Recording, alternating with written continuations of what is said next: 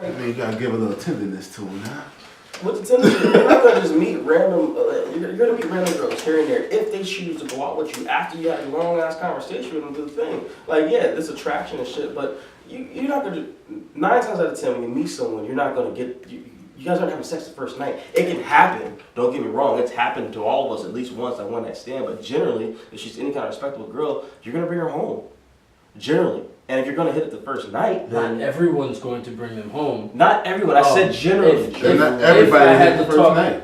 If I had to speak about Tinder in a doggish way, I will all the time, because I feel like generally when you can't just go out and meet someone face to face without using an app, you have social issues. Or it's either that or it makes you comfortable to promote yourself in that way. Maybe you work too much. Maybe you in the work bed 14, at night. 15, 16 hours a day. Or is it my mind that's just extremely filthy and I refuse to see past what people think they're using it for? Maybe it's 2016 and it's like, bruh, our technology. Look, 50% of our dating world now you meet online. A lot of people meet online. Facts. Nowadays. Facts. And you put it like this. There's certain people out there that you would never even cross fucking paths with if it wasn't for online. But let me ask you something. In something. the same circles. I want to go back to another, but let's keep it a buck. How you just said not everybody for the first night is going to want to look for that hit, but let's keep there's all some. the way. I said there's some too. And the girls, if a girl gives you that, like she might really like you. You might really like her, and it just. How many dudes is going to turn that down? None. Me. I don't know you like lying ass motherfucker. He's the biggest Two. This gentleman like that. This gentleman. I can't wait till I tell them. I don't know. I can't wait till I tell them. I can't wait till I tell them what the definition of a gentleman is. I don't know what your definition Y'all is. gentlemen. But my mama raised me right. Gentleman.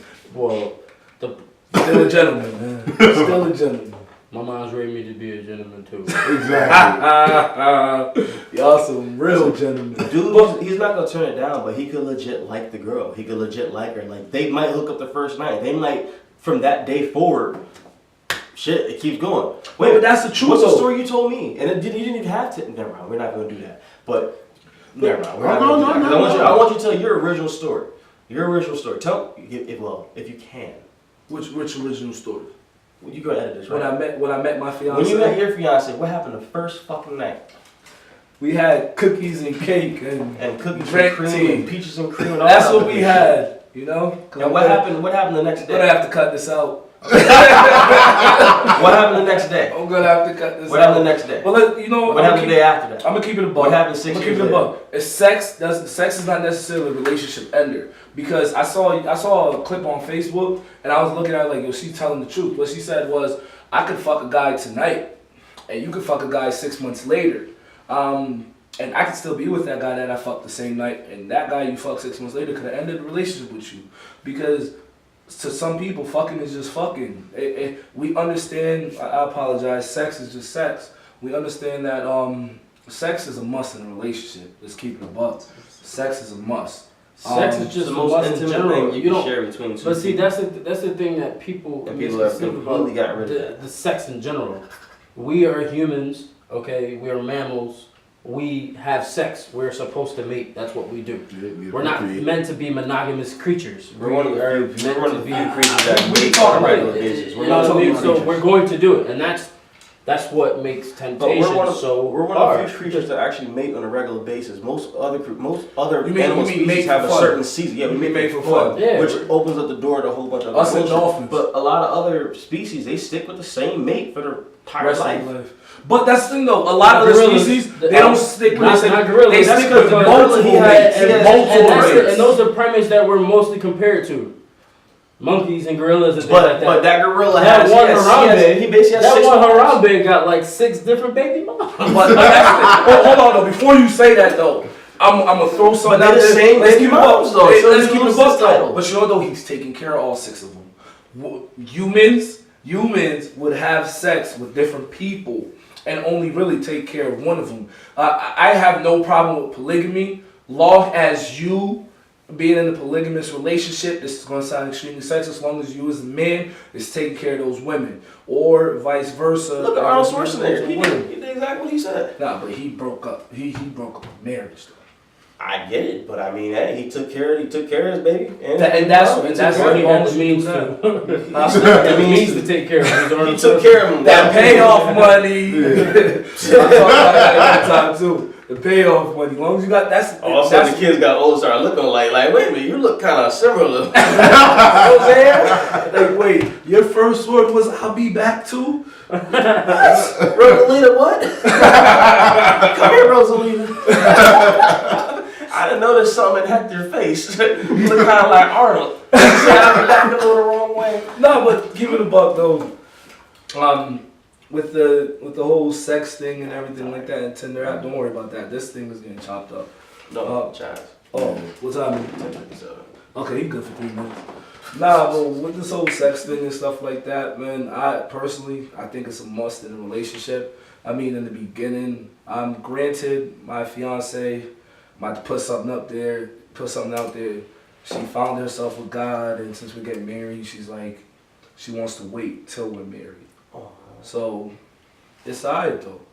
We got a daughter, and I understand I can't just pin her down because that's rape. She might like that. Shit. Nah, must be swiping his card a lot at CVS. Carry lotion, dude. Get the carry lotion. Going on the compliment Ryan said, I had my older cousin just got married. A bunch of my cousins got married, and they said during the last 6 months before they got married, or however many months it was, they completely stopped having sex because that's what the preacher wanted them to stop doing and all this other stuff. Yeah. But at the same time, they're going through classes, they're doing this, they learn so much more about each other. Their bonds got so much tighter. That's the truth. Tighter. That's the truth. What I'm getting at is a lot of cases you don't have to always base everything on sex. I know I'm not hypocritical, but we've all indulged in a lot of like Ryan said, it's important. But it's important to a point. But what's the importance if you're just banging some girl and then all of a sudden you don't know shit about her? You don't even get when you don't get a connection. Sometimes you can't even do anything. But you don't get a connection. I've experienced that shit. You don't have a connection. You know why sex is important? What the fuck? It doesn't matter. You know why sex is important? Because if you're having bad sex in a marriage, it will lead to other problems. Alright? Especially in the start of the marriage. Later on, rekindling the flame, that's understandable. But in the beginning of the marriage, in the beginning of the relationship, you need all three. In my mind, you have 3 levels. Before I say my next step, you have 3 levels to a relationship. You have the mental, you have the physical, and you have the spiritual. The mental is a conversational level, being able to talk to your partner, blend with your partner mentally and make that brain connection, for lack of a better word. 2, physical, explains itself how you look. And also part of physical is sex. And 3, spiritual, how your partner feels about their spiritual well-being, what type of religion, if they don't like religion, or if they're Muslim, Christian, anything like that. But now with the physical, the sex thing, bad sex can ruin a relationship. You missed the friendship part too. There's a friendship that goes in there too, man. Alright, 4th, friendship, boom. But bad sex can ruin a relationship because sex relieves a lot of stress, alright? And sometimes when you arguing with your woman, sometimes that little, babe, what was we arguing about again? Makes the whole day better. So sex is still important, though. It's not the most important. I didn't say it wasn't important, but at the same time, if you're just going to do that, then your relationship's going to fall and fail. If you don't have a mental bond, if you don't have a friendship, if you don't have anything to sustain it on, then you're just having a physical connection that goes out the window. If you don't know anything about the person, because the person changes every 6 months, you're not the same person. You change. You got to grow with these people. So if you're not going to change and grow with them, then what the hell's the point? That's a fact, though. Nah, we good now. Because this camera's about Sorry, to be got full. deep real quick.